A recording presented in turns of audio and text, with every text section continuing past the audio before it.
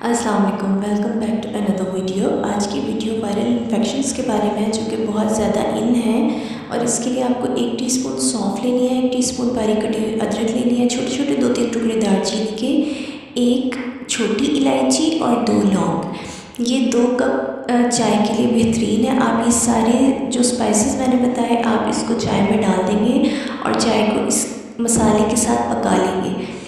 पकाने के बाद आप इसको गरम-गरम पिएंगे। बेहतरीन है फॉर फ्लू इन्फेक्शंस। कोई गले का इन्फेक्शन हो रहा है, फ्लू हो रहा है, मतलब इन चीज़ों में बेहतरीन है। ये जो आजकल वायरल इन्फेक्शंस चल रहे हैं, नज़ला, खांसी, ज़ुकाम, इसमें ये बहुत इफ़ेक्टिव है।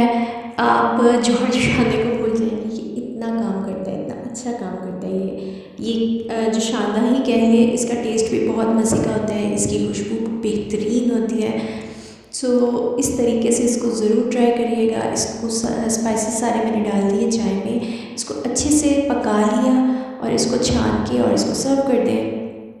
ये बेहतरीन चाय है सर्दियों में। इसको रोज़ाना की बुनियाद पर इसको इस्तेमाल करें और बच्चों बड़ों सबको दें और इंशाल्लाह सबको बहुत पसंद आएगी। अगर सबको पसंद आए और इससे अफाका हो तो दुआओं में याद रखना मत भूलिएगा।